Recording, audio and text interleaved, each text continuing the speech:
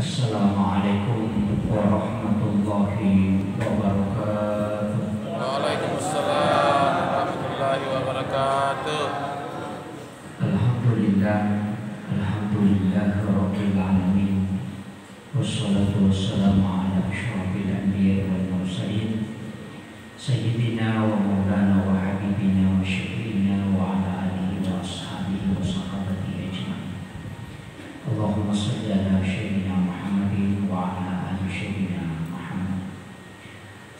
Jamaah maghrib yang insyaallah dirahmati dan dimuliakan oleh Allah Subhanahu wa taala. Kita kembali melanjutkan kajian kita pada sore hari ini.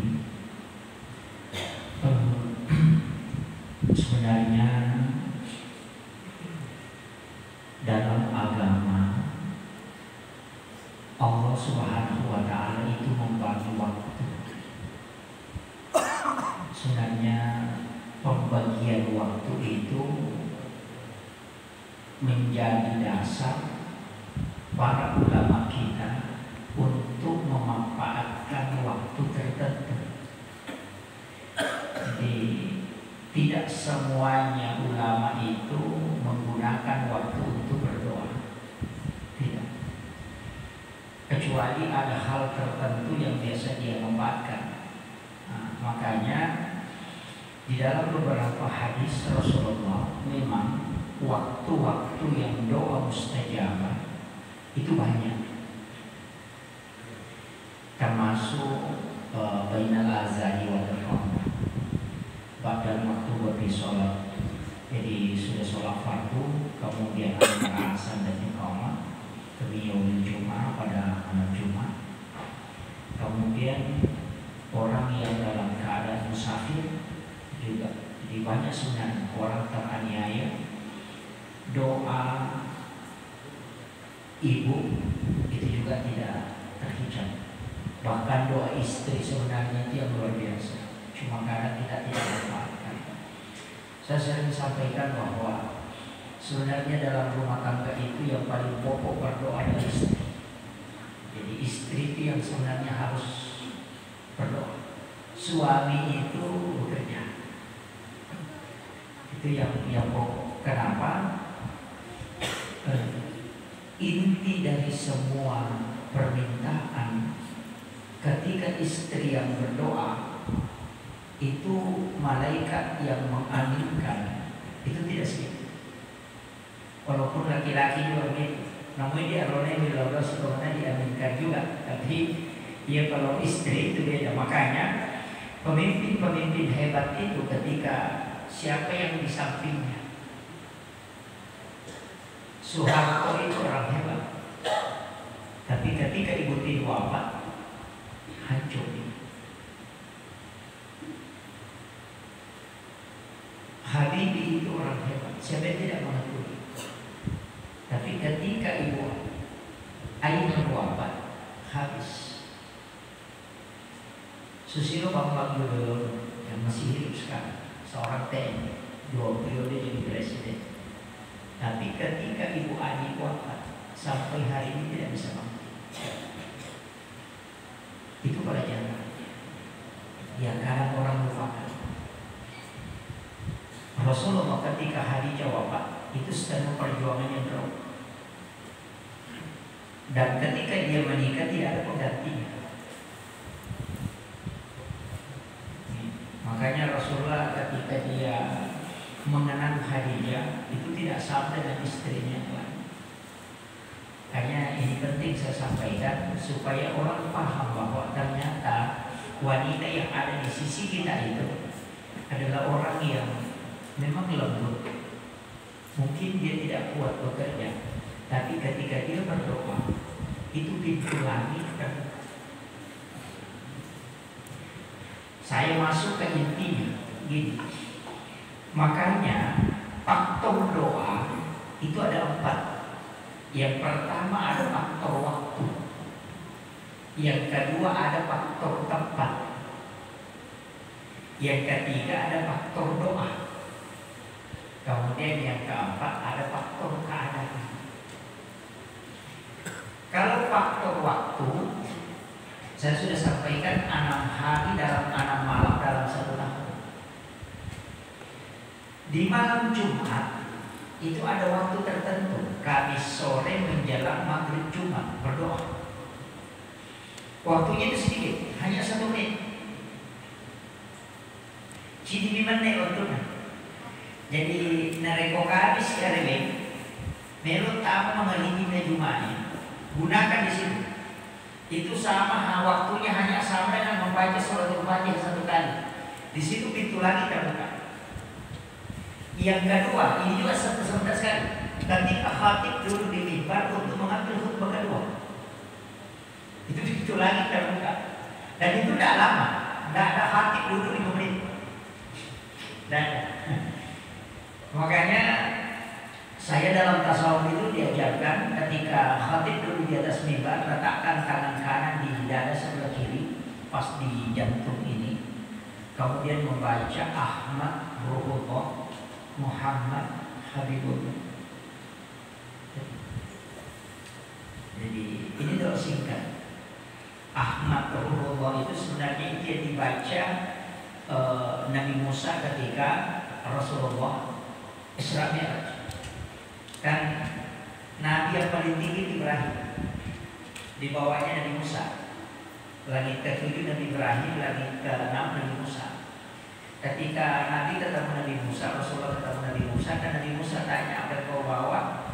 Apa oleh-olehmu ya Rasulullah? Dia mengatakan sholat. Katakan, kasih tahu 50, makanya disuruh bolak-balik. Itu banyak sekali, Muhammad tidak kurang. Sebenarnya itu tidak ada kepentingannya Nabi Musa di sini.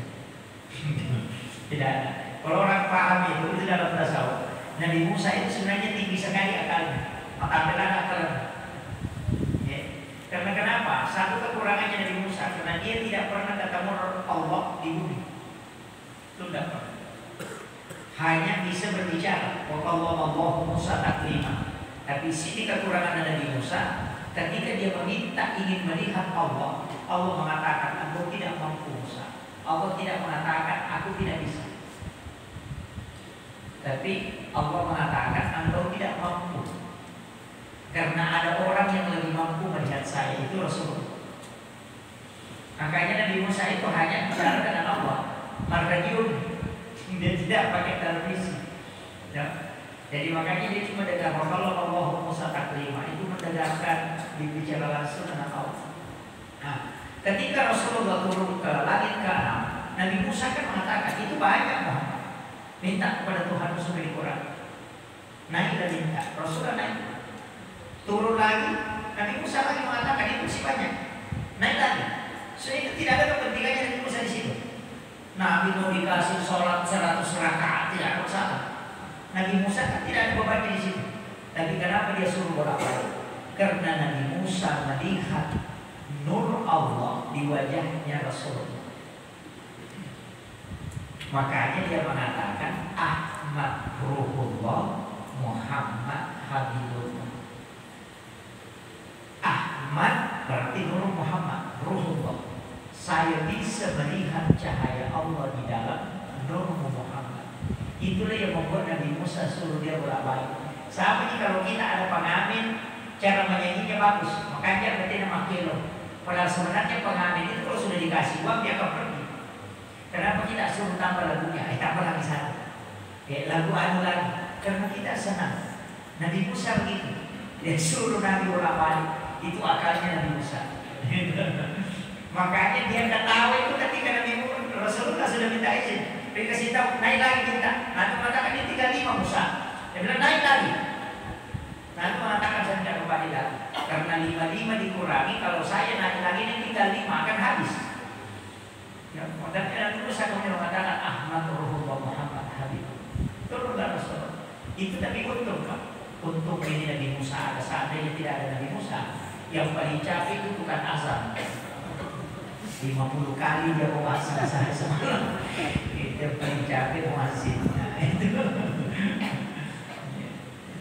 Kemudian ini sebenarnya ketika khatib duduk di atas mimbar itu mengambil yang kedua. Kemudian setelah sholat asar di hari Jumat, tanpa merubah posisi duduk, Jadi tetap pada posisi tahiyat. Sebenarnya kita itu tidak boleh merubah posisi dulu sebelum imam merubah posisi dulu. Itu hadis. Tapi kalau Rasulullah mengatakan saya adalah imam di antara kalian, kemudian jangan mendahului saya ketika rukuk dengan sujud, dan janganlah kalian merubah posisi dulu kalian sebelum saya merubah posisi dulu. Jadi kita itu mengikuti imam begitu. Setelah imam salam, jangan langsung merubah posisi dulu, tetap pada posisi tahiyat. Imam itu kan membaca astagfirullahaladzim 3 kali, baru la ilaha illallah wahdahu la syarika lah lahul mulku wa lahul hamdu yuhyi wa yumiitu wa ala kulli syai'in qadir. Kalau maghrib dengan subuh 10 kali, selain dari itu 3. Duhur, asar, isya itu kan 3. Biasanya kalau sholat Jumat itu 7 kali. Kemudian Allahumma ajirni, kalau imam baca Allahumma ajirna minannar, baru membaca Allahumma antas salam wa minkas salam wa ilaika salam. Setelah itu imam baru posisi dulu. Kenapa di situ baru dirubah? Karena bacaan ini lari ke sholat, tapi dia bukan sholat. Istighfar 3 kali itu karena dosa kita dalam sholat. Karena orang yang sholat itu sebenarnya dihilangkan dosanya. Makanya beda istighfar, beda al-afu. Kita seringkan baca astagfirullahaladzim. Itu istighfar dari kata istighfar. Istighfar itu menutup. Contohnya begini, kalau ada tulisan di kertas salah, kita mengambil tip X, kemudian kita tip X. Itu tulisan masih ada, cuma dia tertutup. Itulah makna istighfar. Tapi kalau al-afu itu menghapus. Makanya di bulan Ramadan kita baca Allahumma innaka afuwwun karim tuhibbul afwa fa'fu anni. Kalau di luar Ramadan kita pakai astagfirullahalazim. Tapi di dalam sholat kita pakai al-afu. Rabbi firli warhamni wajibuni warfa'ni warzuqni wahdini wa'afini wa'fu anni. Makanya sholat itu penghapus, bukan penutup. Bedanya di situ. Makanya orang yang sholat itu kata Nabi memang dihilangkan ketika kita mau sholat pemikir sama sembahyang. Nalik pemerintah Allah dosain apa ada yang musyarakah. Dia juga letakkan di kepala dengan malaikatnya. Kemudian ketika kita ruku dan sujud, maka jatuhlah dosa itu kata Nabi seperti dadaunan dari tangkai kayu. Yaitu amri untuk sembahyang dan maka jamu sembahyang malika papina dingin ukur lagi sembahyang. Tapi yang pertama waktu itu matanya pakai dingin. Tapi setelah sholat itu kayak ringan. Kalau sudah merasakan itu berarti sudah hikmah sholat kita sudah dapat. Itu intinya kita makan dari sana kita bisa 3 kali ya boleh mengukur sembahyang. Nah itu dirasa. Tapi kalau sudah langsung lega, itu sebenarnya hikmah sholat. Karena memang dosa diletakkan di tubuh ketika masuk waktu. Itu intinya. Makanya kalau ada orang sholat, Pak, tidak ada bedanya pada saatnya sebelum dan sesudah, periksa dulu sholatnya. Karena sholat itu as-sholatu ma'al ghaflah, as-sholati ma'al yaqdah, as-sholati ma'al qudur, as-sholati ma'al ghairah. Itu kan ada 4. Ada ghaflah, mulai takbir sampai salam, dia itu beneran. Dan beneran. Mana-mana makan. Sadar aku perlu. Ya begitu. Itu ghaflah. Namun 10 tahun sembahyang atau maghrib tidak akan berubah akhlak. Jadi makanya kau kata sembahyang, makanya bicara aja sembahyang apa kalian. Sebenarnya orang itu kurang khusyuk. Karena khusyuk itu merubah akhlak, sedangkan bacaan menambah pahala. Kan begitu. Pedit malam bacaan, pedit pegang pahala. Tapi semakin khusyuk dia semakin bagus akhlak. Makanya itulah makna inna sholata tanha 'anil fahsya'i wal munkar. Itu kuncinya. Makanya ada orang bilang, wah mungkin ini ayat salah. Itu bersalah ya. Persembahyang apa kalian? Persembahyang apa kalasi baru tidak mengurangi timbangan. Ini juga berjual pasir hati. Jual gula pasir 1 liter padahal tidak cukup. Orang tadi bilang berapa 1 liter? Dari 15.000. Berarti tidak cukup 1 liter. Kalau tidak cukup 1 liter, bilang saja 1 bungkus supaya aman. Penjual ikan biasa dia ganjal di bawah ini. Orang Bugis begitu. Dulu tidak tahu di sini bagaimana. Mau belum balik nak kaji ayam atau sehingga kenapa dikasih begitu? Supaya orang melihat itu banyak, berarti itu kebohongan. Nah ini dosa ya Pak, gampang. Nah kalau dia terima tanah dosa, ya kok ada jama, jadi kondisi kita itu masalah. Magi pengamatan yang kayak gini, kok dia kuman karena dia kuman dan lagi mati. Itu karena masalah. Yang kedua bertolak belakang karena ini. Agama itu sudah ada lurus di sini, tapi kadang merah. Dia kisah Pak Ustaz koordinator, itu dia bisa. Begini di situ. Saya itu biasa saya singgah itu Pak kalau beli kan saya kasih main-main itu kedua. Dia seperakan. Saya dari nama dia kalau parah kan. Saya ketawa itu. Ada itu di perbatasan Sidra Pinrang itu kalau di kampung. Saya itu kalau singgah beli ikan di situ, penjual ikan di situ ketawa semua itu. Nah pekan ini tenang kayak Pak Ustaz, lah kayak Pak Langga bisinya. Karena pasti dia bilang itu nanti. Iya, ini tidak boleh. Mengurangi timbangan itu berapa? Bayangkan, kenapa itu dilarang? Satu orang tidak tempati bermasalah ketika menjual. Itu kalau diminta pertanggungjawaban dari kemudian. Ingat, pertanggungjawaban dari kemudian itu bukan berhadapan langsung begini langsung ketemu. Di padang mahsyar itu 5.000 tahun di perjalanan bangun sampai ke ujung samping 3.000 perjalanan ke belakang itu baru bisa didapat orang yang sampai ke belakang. Saat pertama diperiksa itu 3.000 tahun. Karena seluruh manusia yang ada di muka bumi ada di situ. Mulai dari sejak Nabi Adam sampai sekarang. Orang-orang saja kalau dikumpul kalau tidak jadi satu orang itu satu kapalan dan dapat. Apalagi dari kemudian. Makanya ada orang itu tertunda masuk surga 500 tahun lamanya itu gara-gara lidi berapa kurma. Jadi dia makan daging unta di rumah sahabatnya, kemudian jalan pulang ke rumahnya, dia lewat di kebunnya orang. Kemudian dia singgah tertib di berapa kurmanya orang untuk masuk lidinya karena ada daging yang terselip di lidinya. Gara-gara lidi inilah dia tertunda masuk surga di 400 tahun karena minta kehalalannya. Kita biasa di pasar ada langsat langsung dimakan. Daun pisangnya orang harus dijual. Iya, ini bahaya. Nya ulama itu hati-hati sekali. Dari situ sebenarnya jarang salah. Tadi kalau kita bahas tentang itu orang langsung loyo, bagaimana?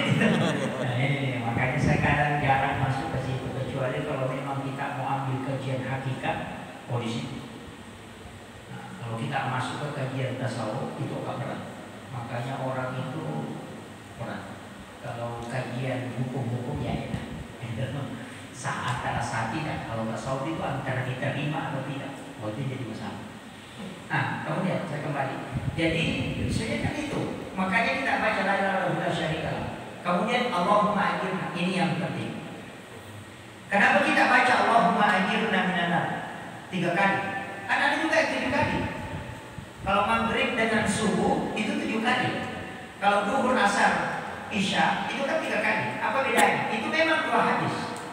Nabi itu ketika sudah terlilit di neraka, jalan di neraka melihat semua siksaan yang ada di neraka, Nabi mengatakan siksaan yang paling ringan di neraka tidak ada di kala ringan. Itu menggunakan baju dari bara api, celana dan sepatu dari bara api, dan juga topi dari bara api. Itulah siksaan yang paling ringan.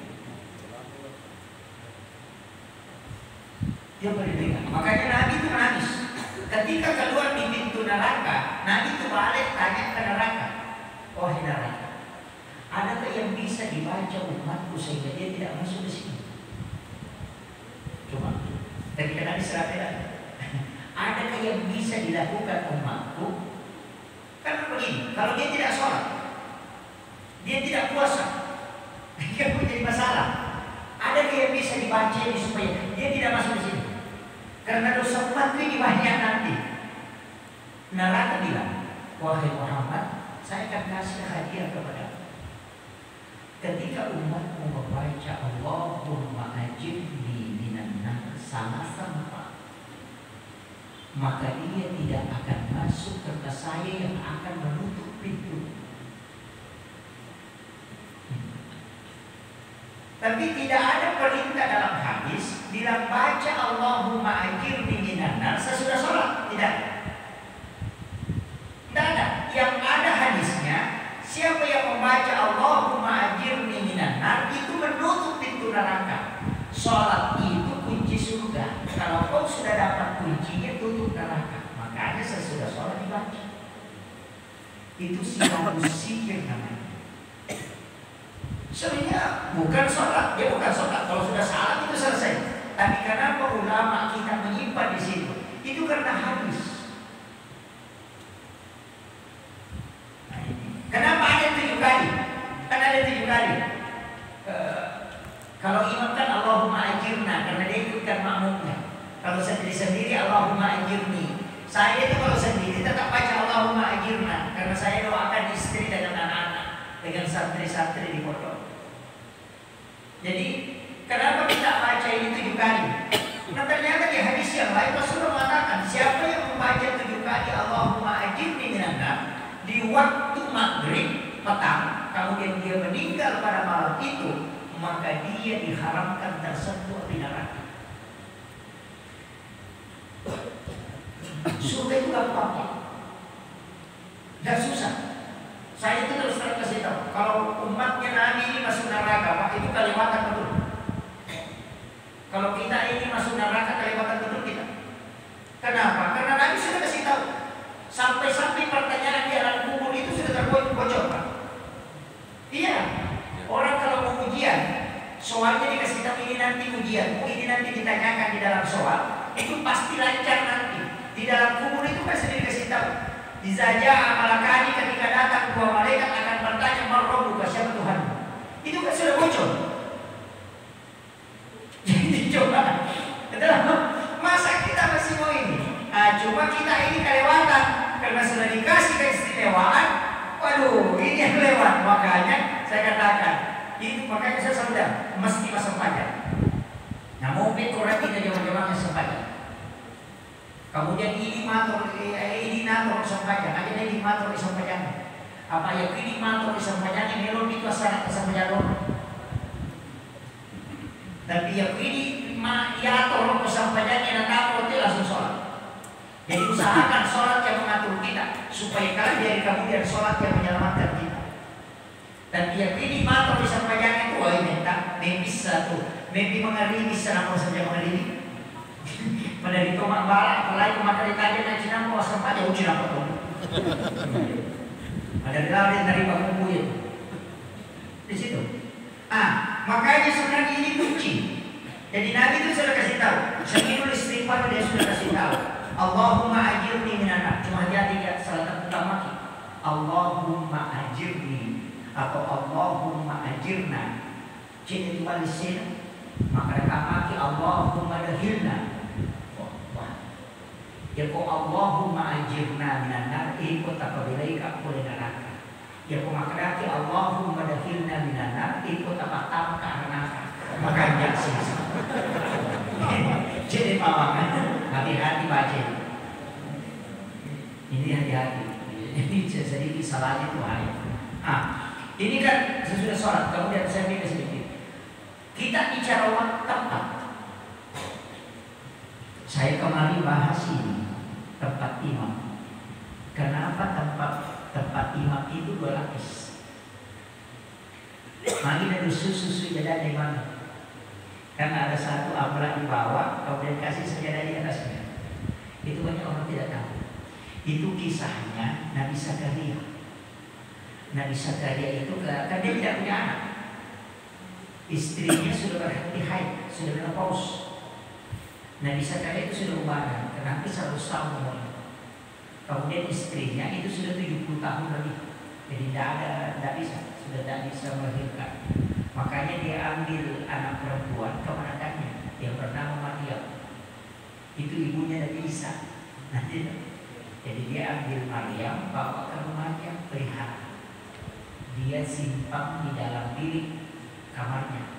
Kemudian di dalam bilik itu dia bikinkan tempat sholat. Itu 2 anak tangga. Anak tangga pertama, anak tangga kedua, di situ dia sholat. Itulah kenapa mihrab itu 2 lapis. Itu Al-Quran itu pada qabbala rabbuha bikabulin hasanin wa ambataha nabatan hasanan wa kaffana Zakaria. Tapi itu aneh. Maryam ini kan masih umur 8 tahun lebih. Dan mengatakan pilihlah setengah, memasuki tahun ke-8. Diambil oleh Nabi Zakaria. Nabi Zakaria itu belum balik. Nanti ketika akhir Nabi Zakaria 3 tahun lagi dia tinggal di rumahnya, ada keanehan. Karena Nabi Zakaria itu pelihara gadis, anak gadis, pelihara betul Pak. Karena jendela kamar itu dia kunci. Yang kedua, pintu kamar itu dia yang pegang kuncinya. Jadi dia kunci dari luar, makanya tidak bisa keluar. Maryam itu tidak bisa keluar kamar. Nanti pintu kamar itu terbuka kalau diantarkan makanan. Kalau kita pelihara anak gadis dikasih kunci motor, makanya dia sama semakin. Nabi Zakaria itu pelihara betul, karena takut kalau ada air. Makanya dia kesuruh masuk di kamar, kau tinggal di situ, jangan keluar. Baru dia kunci dari luar. Setiap dia masukkan makanan, dia buka. Tapi apa yang terjadi? 3 tahun tinggal di rumahnya Nabi Zakaria, Maryam itu bolak-balik sholat di tempatnya itu. Apa yang terjadi? Kullama dakhala 'alaiha Zakaria al-mihrab wajada indaha rizqan. Setiap Nabi Zakaria masuk ke dalam tempat sholatnya Maryam itu dia temukan makanan. Dan anehnya makanan musim panas di musim dingin. Pada di makanan dia dapat durian dan durian. Nabi itu terkunci. Dia kata orang tahu. Makanya dia bertanya, Anda lagi hazard? Boleh gitu ini. Kan dia curiga. Wah, bahaya. Dan kan aneh. Makanya nak kebobo, kenapa ada kurma di sini? Kenapa ada anggur di sini? Nah, kamarnya saya kunci. Kayaknya dia berkata, Anda lagi hazard? Apa jawabannya Maryam? Wa min indillah. Itu langsung dari Allah. Dan Zakaria tak percaya. Masa kau bukan perempuan biasa? Tapi kenapa bisa datang? Kemudian dia ulang sampai 3 kali. Anda lagi hazard? Dari mana? Jawabannya Maryam tetap wa min indillah. Nanti yang ketiga, kalau Maryam lanjutkan wa min indillah. Innallaha yarzuqu man yasha' bighairi hisab. Kalau Allah ingin beri rezeki kepada hamba-Nya itu tidak melalui proses. Coba, kalau Allah yang langsung kasih. Ini rahasianya. Saya kasih tahu kuncinya. Makanya Guru Taqi Abdul Rahman Abu Dali almarhum al-Ghafurlah itu kamarnya dia bagi 2.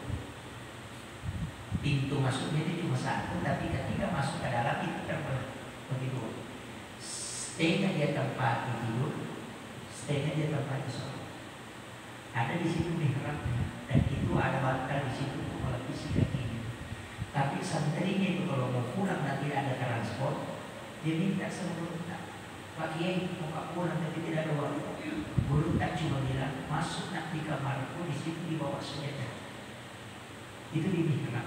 Dia masukkan anak-anak, masukkan tangannya itu dibawa sajadah, itu dapat uang dan tidak pernah habis. Itu tidak pernah habis.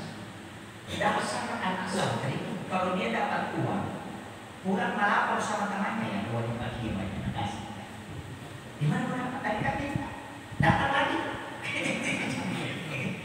Dan itu dia habiskan, tapi itu tidak pernah habis. Setiap yang masuk itu dapat. Guru tak itu pernah penghentian di Bangkok, di Maros. Ada anak kecil menangis di depannya karena Nabi cerita turun, milau diukidona, minta uang. Dan dia kagak gini dong. Sampai orang tuanya itu mulai mukanya berubah dengan kayak malu. Guru tak itu cuma masukkan tangannya di bawah ikannya itu rumah, baru dia tarik begini, baru dia kasih uang itu kan. Itu. Jadi dari mana itu?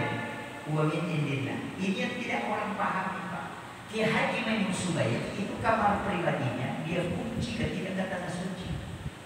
Tidak ada orang yang bisa masuk. Itu kesaksian Kapolres. Dia mengatakan, saya datang ke rumah Pak Kiai Maimun, itu minta izin apakah dalam band boleh kami beli untuk musik dalam band nanti di tahun baru Muharram. Pak Kiai mengatakan boleh. Tapi dia mengatakan pun sebentar. Dia masuk sholat di dalam mihrabnya. Pak Kapolres itu waktu 100 juta lebih uang dikasih itu dari dapat pokoknya. Dan itu uang dia hitung, dia lihat nomornya, itu Anda tahu dari mana? Kisahnya menurut itu ketika mau naik ke tanah suci itu kan tinggal 1 minggu. Pendaftaran sudah tutup tapi dia bisa lolos karena dia wafat di situ.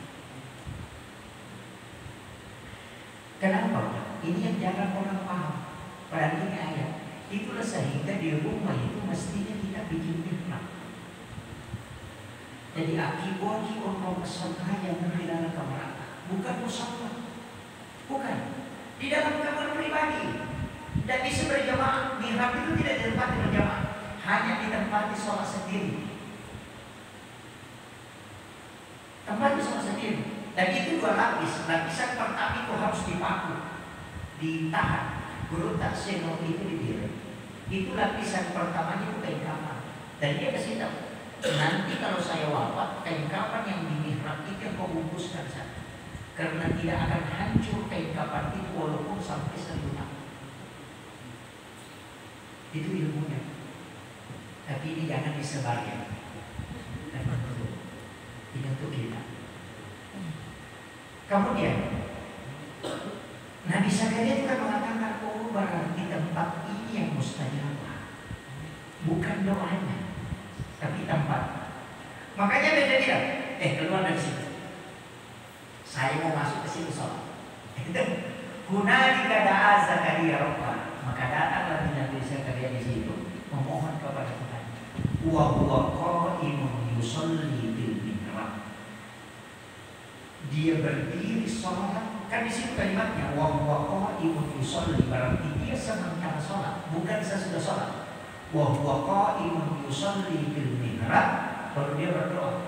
Allah, kan dia berdoa, Rabbi habli min ladunka zurriyatan thayyibatan innaka sami'ud du'a. Itu kan dia minta, ya Allah kasih saya keturunan. Rabbi habli min ladunka zurriyatan thayyibatan innaka sami'ud du'a. Karena engkau yang bisa menerima doa. Langsung dijawab itu. Sementara sholat ini langsung dalam turun malaikat, langsung dikasih tahu, Allah yuwassiruka bi Yahya. Langsung dikasih tahu Nabi Zakaria, Allah akan kasih kau anak laki-laki yang bernama Yahya. Padahal istrinya sudah berhenti haid. Inilah yang dipakai ulama yang mengatakan ketika ada sesuatu yang mustahil masuk ke dalam mihrab itu tidak mustahil. Cuma masalahnya kita di rumah biasa sholat di samping lemari, kalau ada orang di lemari ke depan TV, kalau ada depan TV lari ke belakang kamar, bola balik sholat. Tidak ada tempat tertentu. Padahal WC kita bikin itu puluhan juta, hanya kita buang saja. Tapi tempat berdua-duaan dengan Allah kita tidak bikin. Ini yang keliru.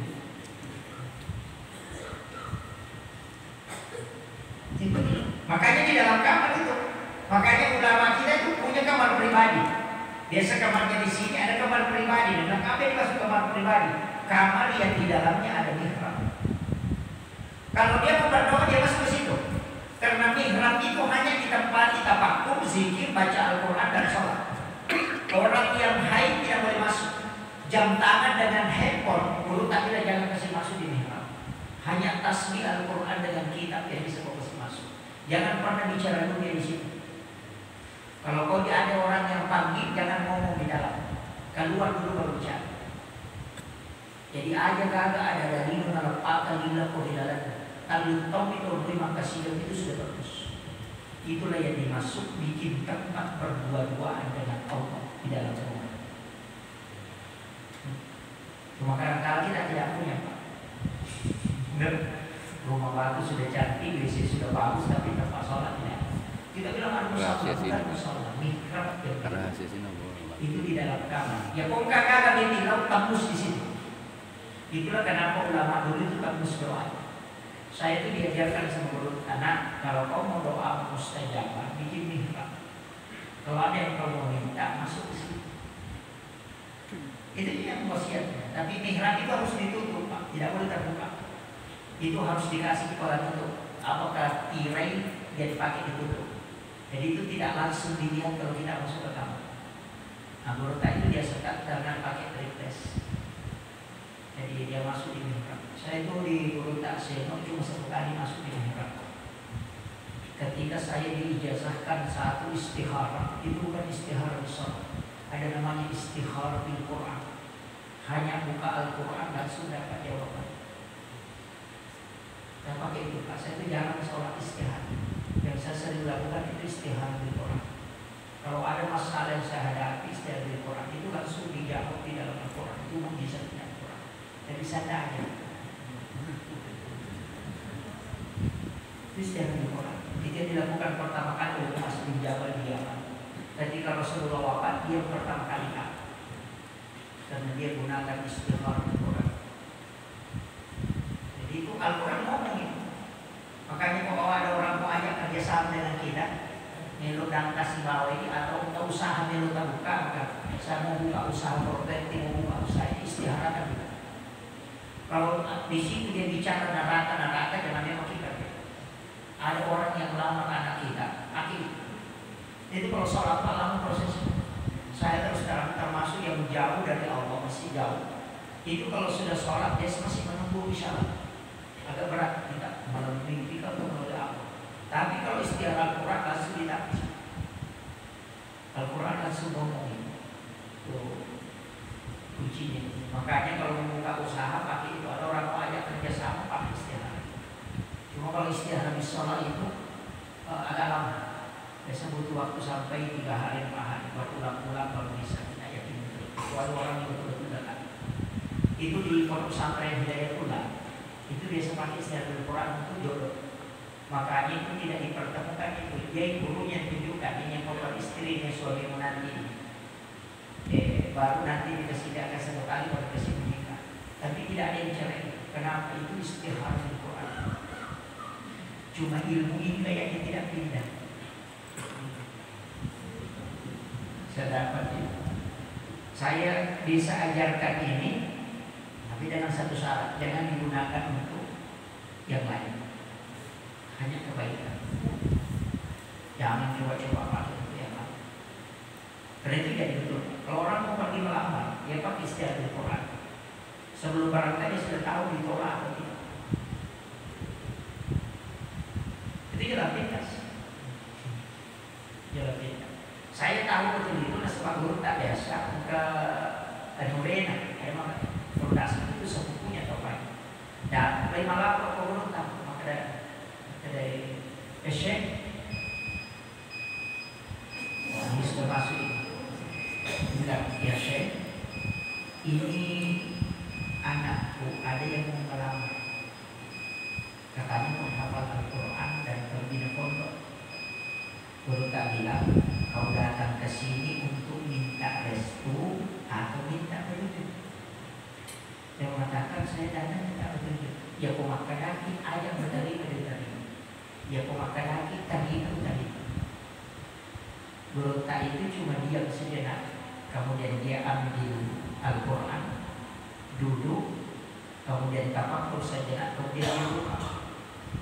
Baru dia lihat itu ayat, baru dia baca, langsung dia bilang, kalau mau kok kasih menikah anakmu 2 kali, kasih menikah.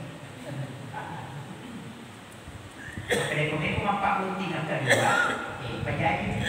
Tapi ya percaya aku mampak bunting ang kedua yung penjahit. Tolak niya. 1 bulan kemudian kembali ibunya anak melapor, maka Dewi tahu kaya aku pakai, jadi lah tahu kaya, maka melapor maka Dewi katanya maka melapor. Maka pala kalukul dilampak. Iya. Jadi dia kan jadi imam. Dia hafal itu kalau Ramadan dia cuma hafal 30 lembar. Setiap juz itu dia hafal 1 lembar. Karena dia pakai imam tahun. Tapi kata bukan bisa berutang, padahal dia masih untung. Lah, dia mengatakan apa ada masa? Angka pilih ini yang tahu. Ternyata 2 bulan kemudian terbukti 2 istrinya dan termasuk dia pelarian. Padahal itu orang Jawa. Langsung saya tangkap dengan anggota yang saya kejar itu. Pas saya minta dia bilang, oh belum waktunya. Dia udah begitu, belum waktunya. Nah. Saya bilang, kapan bisa sakit? Dia bilang, mudah-mudahan rezeki. Pas mau pulang lokasi saya minta, dia mengatakan pergi berpulang. Bapak mau terima. Kalau saya kasih tahu caranya, ambil Al-Quran, pegang dalam keadaan ada wudhu, tangan kanan dia dipakai di atas, tangan kiri di bawah. Jadi letakkan tangan kanan di atas, perlu luruskan dengan bawah. Silam, kemudian kita baca. Ila khudratin Nabi Mustafa sallallahu alaihi wasallam Muhammadin al-Fatihah. Yang kedua, ila jami'il anbiya wal mursalin wasyuhada wassalihin wal malaikatil muqarrabin al-Fatihah. Baru ila ummi, sebut nama ibu, al-Fatihah. Baru bapak, dahulukan ibu. Kemudian buka secara acak. Bagian tengah-tengah kita buka secara acak. Baru sebelah kanan itu 7 baris ke bawah, tapi ke 7 baris. Baris ke-8 dibaca.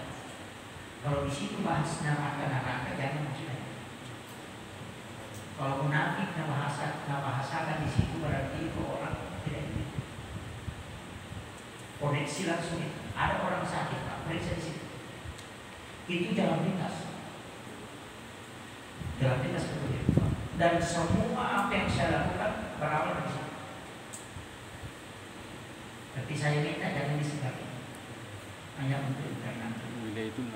Kalau ada orang yang melamar kita tanya dia orang baik, pasti dia bilang orang baik. Tapi coba bukakan Al-Quran, kita akan tahu rahasia dari itu. Ini sudah isyarat. Assalamualaikum warahmatullahi wabarakatuh.